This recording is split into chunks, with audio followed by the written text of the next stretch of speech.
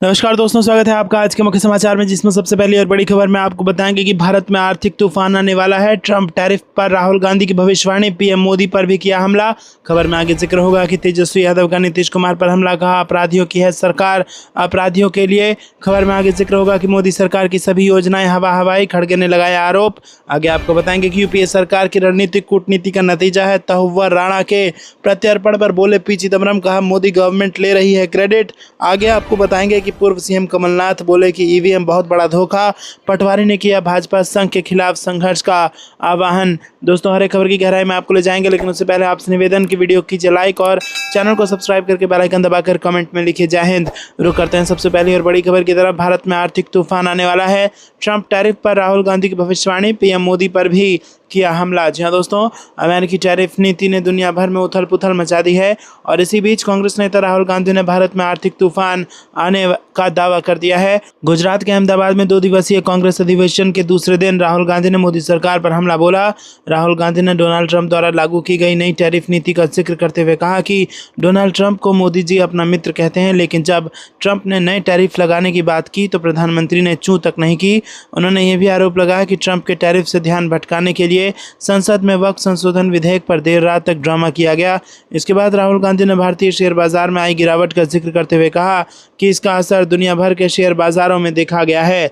राहुल गांधी ने बांग्लादेश के मुख्य सलाहकार मोहम्मद यूनुस और प्रधानमंत्री नरेंद्र मोदी की बैंकॉक बैठक का भी जिक्र किया। उन्होंने कहा कि यूनुस ने भारत के खिलाफ बयानबाजी की, लेकिन प्रधानमंत्री उनके साथ बैठे हुए थे। राहुल गांधी ने इस मुद्दे पर तीखा कटाक्ष करते हुए मोदी सरकार को घेरा और पूछा कि कहाँ गई 56 इंच की छाती। इसके अलावा राहुल गांधी ने भाजपा और आरएसएस पर संविधान और देश की संस्थाओं पर हमला करने का आरोप लगाया। उन्होंने कहा कि यह विचारधारा की लड़ाई है जो पार्टी विचारधारा के बिना है वो भाजपा और आरएसएस के सामने नहीं खड़ी हो सकती है। साथ ही उन्होंने दावा किया कि संविधान बनने के समय आरएसएस ने रामलीला मैदान में संविधान की प्रति जलाई थी। रुक करते हैं अगली ब्रेकिंग न्यूज़ की तरफ। तेजस्वी यादव का नीतीश कुमार पर हमला, कहा अपराधियों की सरकार अपराधियों के लिए। जी हाँ दोस्तों, बिहार में बढ़ते क्राइम को लेकर तेजस्वी यादव ने नीतीश कुमार पर हमला बोला और एक्स पर उन्होंने लिखा कि अपराधियों की सरकार अपराधियों के लिए। चंद दिनों में सैकड़ों हत्याएं होने के बावजूद मुख्यमंत्री के मुंह से ध्वस्त कानून व्यवस्था पर एक शब्द नहीं निकलता। इसी के साथ आपको बता दें कि यहाँ पर इस दौरान तेजस्वी यादव ने 117 आपराधिक सूची भी जारी कर दी है। रुक करते हैं अगली ब्रेकिंग न्यूज़ की तरफ। मोदी सरकार की सभी योजनाएं हवा हवाई, खड़गे ने लगाया आरोप। जी हाँ दोस्तों, कांग्रेस अहमदाबाद में 2 दिवसीय CWC बैठक कर रही है और इसके साथ ही कांग्रेस पार्टी ने मोदी सरकार के खिलाफ अपना अभियान तेज कर दिया है। अब कांग्रेस अध्यक्ष मल्लिकार्जुन खड़गे ने कहा कि सरकार की योजनाएं विफल हैं क्योंकि बेरोजगारी का मुद्दा अभी भी बड़ा बना हुआ है। देश में खतरा यह है कि पूरे भारत में बेरोजगारी बहुत ज़्यादा है। उन्होंने कहा कि प्रधानमंत्री देश के गरीबों के बारे में नहीं सोच रहे, लेकिन कांग्रेस देश की अखंडता की रक्षा करेगी और सभी समाज के कल्याण के लिए काम करेगी। खड़गे ने कहा कि पूरी दुनिया के विकसित देश ईवीएम को छोड़कर बैलेट पेपर की तरफ चले गए हैं, लेकिन हम ईवीएम पर निर्भर हैं। ये सब फ्रॉड है। सरकार ने ऐसे तरीके ईजाद कर लिए हैं जिससे सिर्फ उन्हें ही फ़ायदा मिल रहा है, लेकिन आने वाले समय में देश के नौजवान उठ खड़े होंगे और कहेंगे कि हमें ईवीएम नहीं चाहिए। उन्होंने कहा कि कांग्रेस की सोच है कि ना किसी को हिमालय की चोटी पर बैठाना है और ना किसी को पाताल में धकेलना है। ये गांधी जी के शब्द हैं और इस बात को आज मैं इसलिए दोहरा रहा हूँ क्योंकि आज देश में हालात ऐसे हैं जहाँ गरीब और अमीर के बीच की खाई बढ़ती जा रही है। कांग्रेस अध्यक्ष ने कहा कि सांप्रदायिक संस्थाओं उनके जहरीले सिद्धांतों तथा कामों का सही उत्तर ये होगा कि कांग्रेस प्रबल जनमत तैयार करे ताकि वो प्रभावहीन हो जाए। रुक करते हैं अगली ब्रेकिंग न्यूज़ की तरफ। तहव्वुर राणा के प्रत्यर्पण पर बोले पी चिदम्बरम, कहा मोदी गवर्नमेंट ले रही क्रेडिट। यूपी सरकार की रणनीतिक कूटनीति का है ये नतीजा। जी हाँ दोस्तों, पूर्व केंद्रीय गृह मंत्री और कांग्रेस नेता पी चिदम्बरम ने तहव्वुर राणा के प्रत्यर्पण पर बयान देते हुए कहा कि मुझे खुशी है कि 26 से 11 मुंबई आतंकी हमलों के मुख्य आरोपियों में से एक तहव्वुर हुसैन राणा को 10 अप्रैल 2025 को भारत प्रत्यर्पित कर दिया गया, लेकिन पूरी कहानी बताना जरूरी है। जबकि मोदी सरकार इस घटनाक्रम का श्रेय लेने के लिए होड़ में लगी है, सच्चाई उनके दावों से कोसों दूर है। उन्होंने कहा कि यह प्रत्यर्पण 1.5 दशक की कठिन परिश्रमी और रणनीतिक कूटनीति का परिणाम है, जिसकी शुरुआत अगुवाई और निरंतरता यूपीए सरकार ने अमेरिका के साथ समन्वय से सुनिश्चित की। पी चिदम्बरम ने कहा कि इस देश में पहली बड़ी कार्रवाई 11 नवंबर 2009 को हुई जब एनआईए ने नई दिल्ली में David Coleman Headley Tahawwur Rana और अन्य के खिलाफ केस दर्ज किया। उसी महीने कनाडा के विदेश मंत्री ने भारत के साथ खुफिया सहयोग की पुष्टि की, जो कि यूपीए सरकार की कुशल विदेश नीति का सीधा परिणाम था। रुक करते हैं अगली ब्रेकिंग न्यूज़ की तरफ। पूर्व सीएम कमलनाथ बोले, ईवीएम बहुत बड़ा धोखा, पटवारी ने किया भाजपा संघ के खिलाफ संघर्ष का आह्वान। जी हाँ दोस्तों, अखिल भारतीय कांग्रेस कमेटी द्वारा अहमदाबाद में आयोजित 2 दिवसीय 84वें कांग्रेस अधिवेशन का बुधवार को समापन हुआ। इस अवसर पर पार्टी के राष्ट्रीय अध्यक्ष मल्लिकार्जुन खड़गे, पूर्व अध्यक्ष सोनिया गांधी और लोकसभा में नेता प्रतिपक्ष राहुल गांधी सहित अन्य वरिष्ठ नेताओं ने हिस्सा लिया। मध्य प्रदेश से सभी 93 डेलीगेट्स ने अधिवेशन में भाग लिया। इनमें प्रदेश कांग्रेस अध्यक्ष जीतू पटवारी, पूर्व मुख्यमंत्री कमलनाथ, दिग्विजय सिंह, नेता प्रतिपक्ष उमंग सिंघार और अन्य नेता शामिल थे। पूर्व मुख्यमंत्री कमलनाथ ने पार्टी के रुख को मजबूत करते हुए ईवीएम की विश्वसनीयता पर सवाल उठाए। उन्होंने कहा कि केवल भारत में ही ईवीएम के जरिए चुनाव होते हैं और इस पर सभी को शक है, क्योंकि ये प्रणाली फिक्स की जा सकती है। उनके अनुसार हालिया सबूतों से ये स्पष्ट हो जाता है कि ईवीएम एक धोखा है। प्रदेश कांग्रेस अध्यक्ष जीतू पटवारी ने पार्टी कार्यकर्ताओं से अपील की है कि वो भाजपा और संघ की विचारधारा के खिलाफ मजबूती से खड़े हों और आगामी चुनावों में कांग्रेस की जीत सुनिश्चित करें।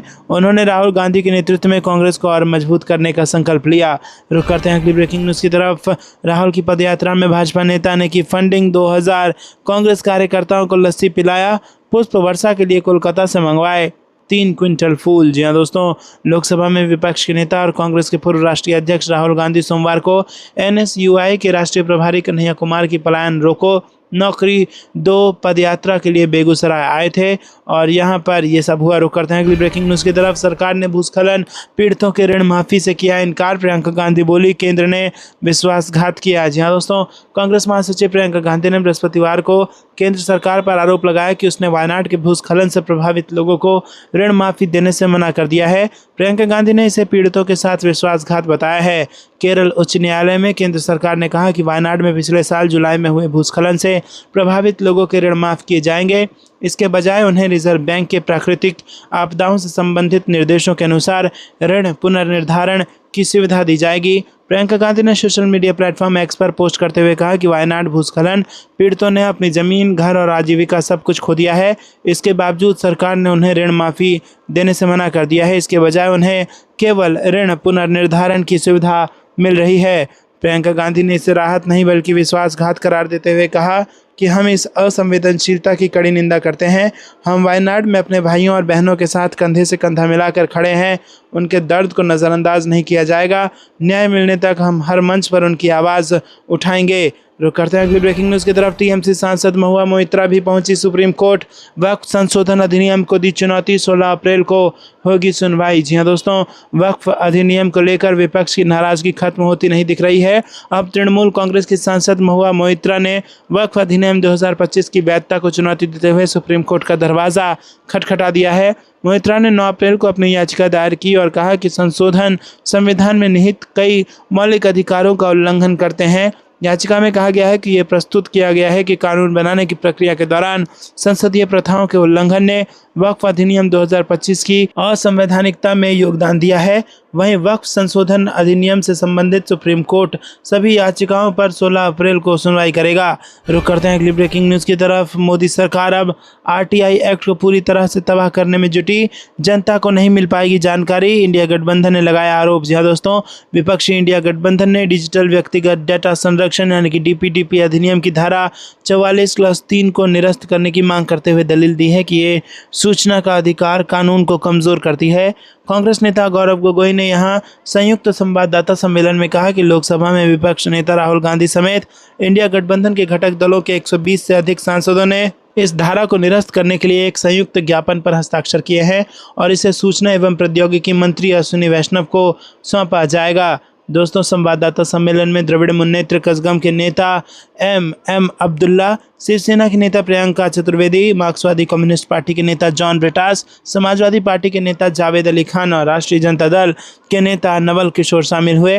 प्रियंका चतुर्वेदी ने कहा कि आज डिजिटल प्लेटफॉर्म बहुत महत्वपूर्ण है, लेकिन जिस तरह से सरकार घेराव की तैयारी कर रही है उससे खोजी पत्रकारिता को बहुत नुकसान होगा। ये बात मुझे कहने में कोई हिचक नहीं है कि देश का ब्रॉडकास्ट मीडिया कोलैप्स कर गया है। रुक करते हैं अगली ब्रेकिंग न्यूज़ की तरफ। यंग इंडिया में बड़ी कंपनियां दिखा रही हैं दिलचस्पी। मेरा ब्रांड है जो महात्मा महात्मा गांधी से है प्रेरित, रेवंत रेड्डी का बयान। जी हाँ दोस्तों, तेलंगाना के मुख्यमंत्री रेवंत रेड्डी ने बृहस्पतिवार को कहा कि राज्य में यंग इंडिया नाम से स्थापित किए जा रहे कौशल विश्वविद्यालय, खेल विश्वविद्यालय और एकीकृत आवासीय विद्यालय उनके ब्रांड की तरह ही होंगे। रेड्डी ने कहा कि महात्मा गांधी की प्रेरणा से आज तेलंगाना में यंग इंडिया ब्रांड बनाया जा रहा है। रुक करते हैं अगली ब्रेकिंग न्यूज की तरफ। एनडीए के इस दल की बीजेपी से चल रही खटपट, गठबंधन में पड़ सकती है दरार, मुद्दों पर दोनों एक दूसरे के खिलाफ। जी हाँ दोस्तों, कर्नाटक में 2024 के लोकसभा चुनाव में सत्तारूढ़ कांग्रेस ने लड़ने के लिए भाजपा और जेडीएस के साथ हाथ मिलाए हुए 1 साल से अधिक समय बीत गया है और इसी बीच कई मुद्दों पर दोनों के बीच मतभेदों के कारण उनके रिश्ते तनावपूर्ण हो गए हैं। एनडीए के दोनों सहयोगियों के बीच तनाव तब देखने को मिला जब 7 अप्रैल को भाजपा ने जेडीएस को शामिल किए बिना मैसूर से सिद्धारमैया के नेतृत्व वाली सरकार के खिलाफ जन आक्रोश यात्रा शुरू की। आपको क्या कुछ लगता है दोस्तों, कमेंट में जरूर बताइए। वीडियो को लाइक नहीं किया तो लाइक जरूर कीजिएगा। रुक करते हैं अगली ब्रेकिंग न्यूज की तरफ। बिहार चुनाव से पहले जेडीयू नेताओं के इस्तीफे क्यों, अब तक 20 से ज्यादा ने कहा अलविदा। जी हाँ दोस्तों, आपको बता दें कि बिहार चुनाव से कुछ महीने पहले जेडीयू के अंदर बेचैनी नजर आ रही है। सीएम नीतीश कुमार ने गठबंधन धर्म निभाते हुए वक्फ बिल पर केंद्र सरकार का समर्थन किया। इसके बाद से ही पार्टी के मुस्लिम नेताओं ने मोर्चा खोल दिया है, जबकि वरिष्ठ नेताओं ने इस विधेयक में अपनी सहमति व्यक्त की है। इससे पहले कई मुस्लिम संगठन सीएम नीतीश की इफ्तार पार्टी का बहिष्कार कर चुके हैं। अब तक पार्टी के 20 से अधिक नेता इस्तीफा दे चुके हैं और ऐसे में आपको बता दें कि पार्टी के नेता लगातार इस्तीफे दे रहे हैं। जेडीयू के अल्पसंख्यक मोर्चे से जुड़े राज्य सचिव मोहम्मद शाहनवाज मलिक समेत कई सारे नेताओं ने इस्तीफा दे दिया है। मंगलवार को मोतिहारी में पार्टी के 17 से अधिक नेताओं ने एक साथ सामूहिक इस्तीफा दिया था। रुक करते हैं अगली ब्रेकिंग न्यूज़ की तरफ। वक्फ संशोधन कानून के खिलाफ मुस्लिम पर्सनल लॉ बोर्ड ने की बैठक, कहा डरता नहीं है मुसलमान। जी हाँ दोस्तों, वक्फ संशोधन कानून को लेकर जारी राजनीतिक बहस के बीच महाराष्ट्र के मालेगांव स्थित मस्जिद में बुधवार को बैठक हुई और ये बैठक all India Muslim personal law board की तरफ से बुलाई गई थी, जिसमें मुस्लिम मौलानाओं ने हिस्सा लिया और इस कानून का जोरदार विरोध किया। बैठक में शिरकत करने वालों ने कहा कि हम इस तरह के किसी भी कानून को किसी भी कीमत पर स्वीकार नहीं कर सकते जिससे वक्फ की संपत्ति को नुकसान पहुंचे।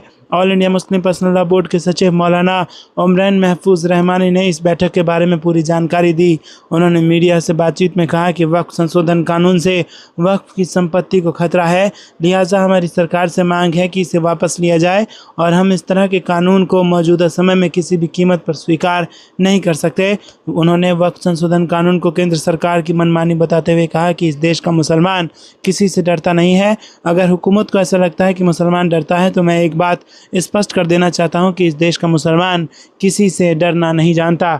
रुक करते हैं अगली ब्रेकिंग न्यूज़ की तरफ। मैं गोडसे के दौर में गांधी के साथ हूं। कांग्रेस के राष्ट्रीय अधिवेशन में बीजेपी पर जमकर बरसे इमरान प्रतापगढ़ी। गुजरात के अहमदाबाद में कांग्रेस पार्टी के 84वें राष्ट्रीय अधिवेशन को संबोधित करते हुए पार्टी नेता और राज्यसभा सांसद इमरान प्रतापगढ़ी ने अपने शायराना अंदाज में बीजेपी और आरएसएस पर जमकर निशाना साधा।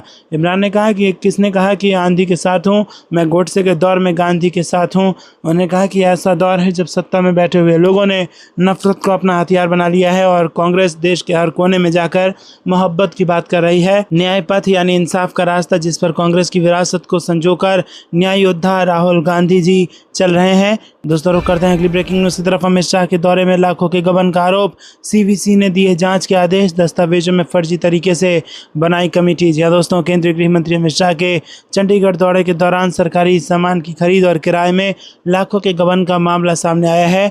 यूटी पुलिस की शिकायत दिल्ली सेंट्रल विजिलेंस कमीशन को दी है। सीवीसी ने चंडीगढ़ चीफ विजिलेंस ऑफिसर को जांच के आदेश दिए हैं। यूटी पुलिस के सेवानिवृत्त हवलदार जगजीत सिंह ने शिकायत में आरोप लगाया कि एक कार्यक्रम में ही लगभग 1 करोड़ रुपए खर्च किए गए, जिसमें लाखों रुपए का गबन हुआ। दस्तावेजों में फर्जी तरीके से कमेटी बना दी गई। 60 लाख रुपए के 2 टेंट लगाने के साथ 40 लाख रुपए से अधिक का सामान खरीदा गया। इस खरीदारी में जनरल फाइनेंशियल रूल्स का उल्लंघन भी किया गया है। हैरानी की बात है कि कमेटी गठित होने से पहले ही टेंट, झूले और बैनर लगाए जा चुके थे। वहीं टेंट लगाने वाली कंपनी से 20 लाख रुपए कमीशन लेने का भी आरोप है। रुक करते हैं अगली ब्रेकिंग न्यूज़ की तरफ। जेडीयू के 80-90% नेता चुनावी टास्क में फेल, फर्जी रिपोर्टिंग से तैयारी की खुली पोल, अब 20 दिनों को मिली मोहलत। जी हाँ दोस्तों, बिहार विधानसभा चुनाव से पहले जेडीयू के नेता व पदाधिकारी परीक्षा में फेल हो गए हैं। केवल 90% प्रभारी टेबल रिपोर्टिंग कर रिपोर्ट नेतृत्व को सौंपा। समीक्षा की गई तो सभी की पोल खुली। इसके बाद सुधार का मौका दिया गया। 20 दिनों में फिर से रिपोर्ट तैयार कर देने को कहा गया है और इस तरह से नीतीश कुमार की पार्टी की ज़मीनी हकीकत एक बार फिर से सामने आ गई है। अधिकांश नेता सिर्फ कागज़ पर ही एक्टिव रहते हैं और इस बात की भी पुष्टि हो गई। रुक करते हैं अगली ब्रेकिंग न्यूज़ की तरफ। घोटाला हो रहा है। खड़गे ने टैरिफ, महंगाई, बेरोजगारी, ईवीएम समेत कई मुद्दों पर सरकार को घेरा। जी हाँ दोस्तों, आपको बता दें कि गुजरात के अहमदाबाद में कांग्रेस पार्टी के 84वें राष्ट्रीय अधिवेशन को संबोधित करते हुए पार्टी के राष्ट्रीय अध्यक्ष मल्लिकार्जुन खड़गे ने जनता से जुड़े कई बड़े मुद्दों को उठाया। इस दौरान उन्होंने केंद्र की मोदी सरकार को निशाने पर लिया। अमेरिका द्वारा भारत पर टैरिफ लगाने को लेकर खड़गे ने केंद्र सरकार को घेरा। खड़गे ने कहा कि अमेरिका ने हमारे खिलाफ 26% टैरिफ लगाया, लेकिन उन्होंने संसद में इस पर कोई चर्चा नहीं होने दी। हमने उसे दोपहर ये मुद्दा उठाया, लेकिन उन्होंने इसे स्वीकार नहीं किया। खड़गे ने कहा कि पिछले 11 सालों में सत्ताधारी दल संविधान पर चोट कर रहे हैं। हमारे संवैधानिक मूल्यों, संवैधानिक प्रावधानों, संवैधानिक संस्था पर लगातार हमले कर रहे हैं। हाल में हुए संसद के बजट सत्र में सरकार ने मनमाना काम किया। स्पीकर ने नेता प्रतिपक्ष राहुल गांधी का नाम लिया, लेकिन उन्हें बोलने नहीं दिया। कांग्रेस के ज़माने में एलओपी जब भी खड़ा होता था और बोलना चाहता था तो बोलने का मौका मिलता था। ये परंपरा थी, लेकिन आज जो हो रहा है वैसा पहले कभी नहीं हुआ। रुक करते हैं अगली ब्रेकिंग न्यूज़ की तरफ। पायलट बोले, कांग्रेस का राष्ट्रवाद देश जोड़ने वाला, बीजेपी का राष्ट्रवाद देश तोड़ने वाला। जी हाँ दोस्तों, कांग्रेस महासचिव सचिन पायलट ने राष्ट्रवाद के मुद्दे को लेकर बीजेपी पर बुधवार को तीखा प्रहार किया और कहा कि अब समय आ गया है कि धर्म, जाति, भाषा, क्षेत्रवाद, पहनावा और खान पान की दुहाई देकर सत्ता को हथियाने वालों को करारा जवाब दिया जाए। उन्होंने यहाँ कांग्रेस अधिवेशन में पार्टी का प्रस्ताव चर्चा के लिए रखते हुए ये भी दावा किया कि कांग्रेस का राष्ट्रवाद देश को जोड़ने का, जबकि बीजेपी का राष्ट्रवाद देश को तोड़ने का है। पायलट ने कहा कि देश में जो हालात बने हैं वो सबके सामने हैं। पिछले 10 साल में महंगाई, बेरोजगारी, आर्थिक असमानता और धार्मिक ध्रुवीकरण ने क्रूरता की सारी हदें पार कर दी हैं। उनका कहना था कि इसीलिए कांग्रेस अब नफरत, नकारात्मकता और निराशा के वातावरण को बदलकर न्याय और संघर्ष के रास्ते पर चलने के लिए प्रतिबद्ध है। पायलट ने बीजेपी पर निशाना साधते हुए कहा कि जो लोग राष्ट्रवाद का चोला ओढ़कर वोट बटोरने का काम करते हैं, मैं उन्हें बता दूं कि कांग्रेस पार्टी का जन्म देश की आज़ादी के लिए हुआ था। रुक करते हैं अगली ब्रेकिंग न्यूज़ की तरफ। कैशलेस इलाज योजना में देरी पर सुप्रीम कोर्ट सख्त, केंद्र को लगाई फटकार, मांगा स्पष्टीकरण। जी हां दोस्तों, मोटर दुर्घटना पीड़ितों के लिए कैशलेस चिकित्सा उपचार में देरी को लेकर सुप्रीम कोर्ट ने केंद्र सरकार को फटकार लगाई है। साथ ही अदालत ने सड़क परिवहन मंत्रालय के सचिव को वीडियो कॉन्फ्रेंसिंग के जरिए स्पष्टीकरण देने के लिए तलब किया। मामले में सुनवाई के दौरान जस्टिस अभय एस ओका और उज्जवल भुइयां की पीठ ने इस बात पर आपत्ति जताई कि 8 जनवरी के आदेश के बावजूद केंद्र सरकार ने इसका अनुपालन नहीं किया।